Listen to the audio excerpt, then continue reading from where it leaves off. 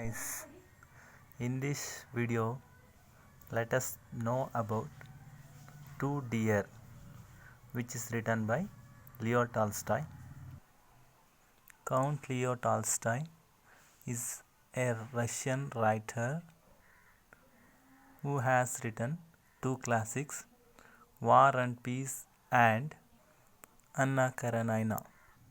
Okay, first we should know the meanings of Two Deer. There are two layers of meanings.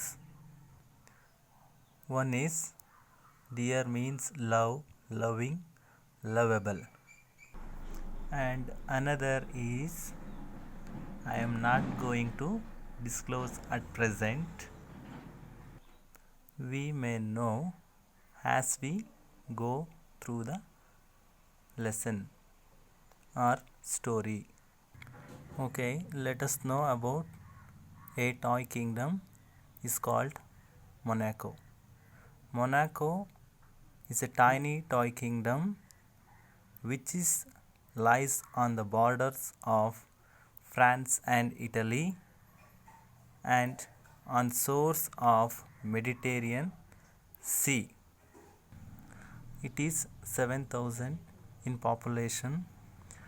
Being a tiny toy kingdom, it has kinglet, palace, ministers, bishops and an army. Monaco has only 60 men in army. Monaco ಅನ್ನೋದೊಂದು small Kingdom ಆಗಿರುತ್ತೆ. ಈ ಒಂದು kingdom France ಮತ್ತು ಇಟಲಿನ ಗಡಿ ಭಾಗದಲ್ಲಿ ಇರುತ್ತೆ.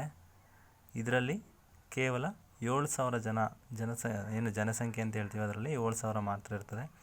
7,000 ಇದ್ದರೂ ಕೂಡ ಅಲ್ಲಿ ಒಬ್ಬ ಆಡಳಿತಗಾರ ಕಿಂಗ್ ಇರ್ತಾನೆ, palace, ministers, bishops and even army ಕೂಡ ಇರುತ್ತೆ. ಆರ್ಮಿ ಎಲ್ಲ ಇದ್ದರೂ ಕೂಡ ಅಲ್ಲಿ ಆರ್ಮಿನಲ್ಲಿ ಜಸ್ಟ್ 60 ಮೆನ್ ಮಾತ್ರ ಇರುತ್ತೆ, 60 ಜನರು ಮಾತ್ರ ಸೈನಿಕರು ಇರ್ತಾರೆ, ಸೋಲ್ಜರ್ಸ್.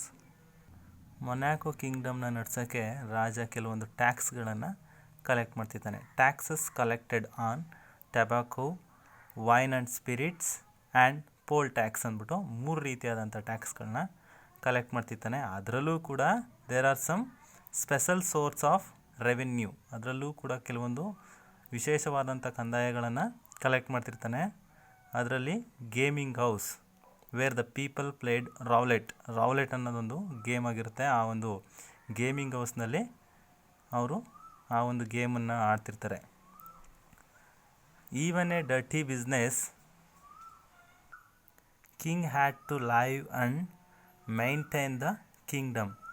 ಇದೊಂದು ಒಳ್ಳೆ ರೀತಿಯಾದಂಥ ಬಿಸ್ನೆಸ್ ಆಗದೇ ಇದ್ದರೂ ಕೂಡ ಅಲ್ಲಿನ ರಾಜ ಆ ಒಂದು ಕಿಂಗ್ಡಮ್ನ ನಡ್ಸೋಕ್ಕೋಸ್ಕರ, ಅದರ ಒಂದು ಮೇಂಟೆನೆನ್ಸ್ಗೋಸ್ಕರ ಆ ಒಂದು ಏನು ಗೇಮಿಂಗ್ ಹೌಸ್ ಅಂತ ಹೇಳಿದೆ ಅದನ್ನು ನಡೆಸ್ತಾ ಇರ್ತಾರೆ. Once A man committed A murder. ಒಂದು ಸಲ ಏನಾಗುತ್ತೆ ಅಂದರೆ ಅಲ್ಲಿ ಒಂದು ಕೊಲೆನ ಮಾಡಿಬಿಡ್ತಾನೆ. ಆ ಕೊಲೆ ಆದ ನಂತರ ನೆಕ್ಸ್ಟ್ ಡಿಸಿಷನ್ ಏನಪ್ಪ ಆಗುತ್ತೆ, death sentence was given has punishment ಏನಂತ ಆಗುತ್ತೆ ಅಂದರೆ ಅವನ್ನ ಗಲ್ಲಿಗೇರಿಸಬೇಕು ಅನ್ನೋದು ಫೈನಲ್ ಆಗಿ ಒಂದು ಡಿಕ್ಲರೇಷನ್ ಆಗುತ್ತೆ. ಆ ಕೊಲೆ ಮಾಡಿದಂಥ ವ್ಯಕ್ತಿಗೆ ಆ ಪನಿಷ್ಮೆಂಟನ್ನು ಕೊಡೋಕ್ಕೆ ದೇರ್ ಇಸ್ ಎ ಹಿಚ್ ಅಂದರೆ ಅಡಚಣೆ ಅಂತ ಹೇಳ್ತೀವಿ. ಏನು what is the hitch? Neither had guillotine machine nor an expert or executioner. ಆ ಒಂದು ಅಡಚಣೆ ಏನಪ್ಪ ಅಂದರೆ ಏನು ಕೊಲೆ ಮಾಡಿದಂಥ ವ್ಯಕ್ತಿನ ತಲೆನ ಕಡಿಬೇಕು, ಅದೇ ರೀತಿ ಆ ಕಡಿಯೋಕ್ಕೆ ಒಬ್ಬ ಎಕ್ಸ್ಪರ್ಟ್ ಬೇಕು. ಆದರೆ ಮೊನಾಕೋ ಕಿಂಗ್ಡಮ್ನಲ್ಲಿ ಆ ಗಿಲಿಟಿನ್ ಮಿಷಿನ್ನು ಇರಲ್ಲ, ಹಾಗೆ ಎಕ್ಸ್ಪರ್ಟು ಕೂಡ ಇರಲ್ಲ. After that the king decided to ask help from neighbouring countries like France. France has republican government. So the king written a letter to the France for guillotine mission and an expert. France government replied to king's letter that the France government demands 16,000 francs for guillotine mission and an expert. Then the king written a letter to Italy for guillotine machine and an expert. Italy has brother Monaco. It also demands 12,000 francs for guillotine machine and an expert. After that, the general of the army was asked, "Can't any soldier cut the man's head off?" So in the above we may know the another layer of the meaning too dear is too expensive. It means too expensive. Soldiers replied that they were not taught or trained to cut the head off. ಈ ಒಂದು ಆರ್ಮಿನಲ್ಲಿದ್ದಂಥ general ಅವರು ಕೂಡ ಎಲ್ಲ ಸೋಲ್ಜರ್ಗಳನ್ನ ನಿಲ್ಲಿಸಿ ಕೇಳ್ತಾರೆ, ಯಾರಾದರೂ ಅವನ ತಲೆನ ಕಟ್ ಮಾಡ್ಬೋದಾ, ಕಟ್ ಮಾಡೋಕ್ಕಾಗುತ್ತಾ ಅಂತ ಕೇಳಿದಂಥ ಸಂದರ್ಭದಲ್ಲಿ ಅವರೇನು ಹೇಳ್ತಾರೆ ಅಂದರೆ, ನಾವು ತಲೆನ ಕಟ್ ಮಾಡೋ ರೀತಿಲಿ ಟ್ರೈನ್ ಆಗಿಲ್ಲ, ನಮ್ಗೆ ಅಭ್ಯಾಸ ಆಗಿಲ್ಲ ಅನ್ನೋ ರೀತಿಯೇ ರಿಪ್ಲೈನ ನೋಡ್ತಾರೆ. After that the king change the punishment, death sentence to imprisonment of life. Next ಆ ಒಂದು ರಾಜ ಏನನ್ನು ಡಿಸೈಡ್ ಮಾಡ್ತಾನೆ ಅಂದರೆ, ಆ ವ್ಯಕ್ತಿಗೆ ಇಂಪ್ರಿಸನ್ಮೆಂಟ್ ಅಂದರೆ ಒಂದು ಶಿಕ್ಷೆ, ಯಾವ ರೀತಿ ಅಂದರೆ ಜೈಲಿನಲ್ಲಿ ಇಡೋ ರೀತಿಲಿ ಒಂದು ಶಿಕ್ಷೆನ ಒಂದು ಘೋಷಣೆ ಮಾಡ್ತಾರೆ. ಅಲ್ಲ ಇಂಪ್ರಿಸನ್ಮೆಂಟನ್ನು ಮಾಡಿದಂಥ ಸಂದರ್ಭದಲ್ಲಿ again there is a hitch, ಮತ್ತೆ ಒಂದು ಅಡಾಚರಣೆ ಉಂಟಾಗುತ್ತೆ. ಏನಪ್ಪ ಅಡಾಚರಣೆ ಅಂದರೆ, Monaco has no suitable prison. ಆ ಒಂದು ಪ್ರಿಸನ್ಮೆಂಟ್ ಇಡೋಕ್ಕೋಸ್ಕರ ಒಂದು ಪ್ರಿಸನ್ನಲ್ಲಿ ಯಾವುದೇ ರೀತಿ ಒಂದು ಸುಲಲಿತವಾದಂಥ ಒಂದು ಪ್ರಿಸನ್ ಇರಲ್ಲ, ಅಲ್ಲೊಂದು ಸೆಲ್ ಇರಲ್ಲ. ಇಟ್ ಹ್ಯಾಸ್ ಸ್ಮಾಲ್ ಲಾಕಪ್, ಅಲ್ಲಿ ಒಂದು ಸ್ಮಾಲ್ ಲಾಕಪ್ ಇರ್ತದೆ. So the king decided to keep the criminal in small lockup only. So guard was appointed to keep a watch on the criminal and to fetch food from palace kitchen. ಅದಾದ ನಂತರ ಅಲ್ಲಿಗೊಬ್ಬ ರಕ್ಷಕ, ಅವನನ್ನು ನೋಡ್ಕೊಳ್ಳೋಕ್ಕೋಸ್ಕರ ಒಬ್ಬ ರಕ್ಷಕನ appoint ಮಾಡ್ತಾರೆ. ಆ ರಕ್ಷಕ ಏನು ಮಾಡ್ಬೇಕಂದ್ರೆ ಅವನ್ನ ನೋಡ್ತಾ ಇರಬೇಕು. ಅದೇ ರೀತಿಯಲ್ಲಿ ಅವನಿಗೆ ಫುಡ್ಡನ್ನು ಕೂಡ ಏನು ಪ್ಯಾಲೇಸ್ ಕಿಚನ್ನಿಂದ ಅವನಿಗೆ ಪ್ರೊವೈಡ್ ಮಾಡಿಕೊಡ್ಬೇಕಾಗುತ್ತೆ. ಆ ರೀತಿಯಾಗಿ ಅವನಿಗೆ ಒಂದು ಡ್ಯೂಟಿನ ಹಾಕ್ತಾರೆ. ಅದಾದ ನಂತರ ಹಲವಾರು ತಿಂಗಳುಗಳು ಹಂಗೆ ಒಂದು ವರ್ಷವೂ ಮುಗಿದೋಗುತ್ತೆ. After year when the king calculated the income and expenditure, there was an extra expenditure on the criminal on his food and guard. Finally the king came to know he spend more money on the criminal and guard.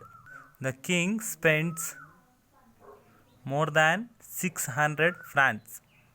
Again the king calculated, as the criminal was young and healthy, he would live for another 50 years, and it would also become too costly or too expensive to keep the criminal on the prison who was sentenced for life. ಅವನ ಜೀವನ ಪೂರ್ತಿ ಅವನು ಇಂಪ್ರಿಸನ್ಮೆಂಟ್ನಲ್ಲಿ ಇರಬೇಕು ಅಂತ ಏನು declaration ಆಗಿರುತ್ತೋ, decision ಆಗಿರುತ್ತೋ, ಅದೇ ರೀತಿ ನಾವು ಹೋದರೆ ಅದು ತುಂಬ ಎಕ್ಸ್ಪೆನ್ಸಿವ್ ಆಗುತ್ತೆ, ತುಂಬ ಖರ್ಚಾಗುತ್ತೆ. ಅದರಿಂದ ಆ ಒಂದು ವ್ಯಕ್ತಿ ಇನ್ನೂ ಕೂಡ ಯಂಗ್ ಮತ್ತು ಎನರ್ಜೆಟಿಕ್ ಆಗಿರೋದ್ರಿಂದ ಇನ್ನೂ 50 ವರ್ಷ ಬದುಕ್ಬೋದು.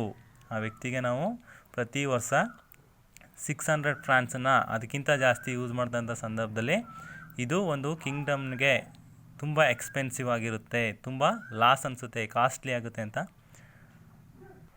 ರಾಜ ಯೋಚನೆ ಮಾಡ್ತಿರ್ತಾನೆ. So the king met the ministers. Has the king asked about some ideas, one of the ministers said that if we dismiss the guard, the criminal will escape from the imprisonment. ನಾವು ಆ ರಕ್ಷಕ ಏನು ಗಾರ್ಡನ್ನ ನಾವು dismiss ಮಾಡಿದಂಥ ಸಂದರ್ಭದಲ್ಲಿ ಆ ಇಂಪ್ರಿಸನ್ಮೆಂಟ್ನಲ್ಲಿರೋಂಥ criminal ಅವನೊಟ್ಟಿಗೆ ಅವನೇ escape ಆಗ್ತಾನೆ, ಓಡೋಗ್ತಾನೆ ಅಂತ ಒಂದು ಐಡಿಯಾನ ಕೊಡ್ತಾರೆ. After that the king was dismiss the guard.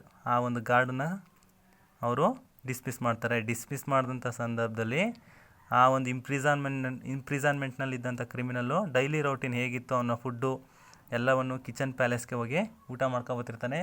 Next ಡೇಗೂ ಅದೇ ರೀತಿ ಆಗುತ್ತೆ. ಆದಂಥ ಸಂದರ್ಭದಲ್ಲಿ ಅವನ್ನ ಓಡೋಕೆ ಹೇಳ್ತಾರೆ, ಅವನ್ನ ಹೋಗೋಕೆ ಹೇಳ್ತಾರೆ, ಅದನ್ನು ಅವನು ರೆಫ್ಯೂಸ್ ಮಾಡ್ತಾನೆ. He has to run away. So he refused, the criminal is refuse to run away by saying no where to go. ruined his character by their punishment. ಅದಾದ ನಂತರ ಸಂದರ್ಭದಲ್ಲಿ ಈ ಒಂದು ಏನು ಪನಿಷ್ಮೆಂಟ್ ಕೊಟ್ಟಿರ್ತಾರೋ ಅದನ್ನು ಏನು ಲಾಸ್ಟ್ಗೆ ಡಿಸೈಡ್ ಮಾಡ್ತಾರೆ ಅಂದರೆ, the king decided to give him a pension, ಒಂದು ಪೆನ್ಷನನ್ನು ಕೊಡಬೇಕು, ಪಿಂಚಣಿನ ಕೊಡಬೇಕು ಅಂತ ಡಿಸೈಡ್ ಮಾಡ್ತಾನೆ. To get rid of the criminal, the king decided to give him pension and send him away. The king has decided to give pension amount about 600 francs, 1/3 of annuity as advance 200 francs. 200 francs ಅನ್ನು ಕೊಟ್ಟು ಅವ್ರನ್ನ ಕಳಿಸ್ತಾರೆ. The criminal settled across the frontier and by doing market gardening he lived happily and drawn pension amount at proper time. Okay, I hope you all are understood. Please write all these to your notes. Thank you.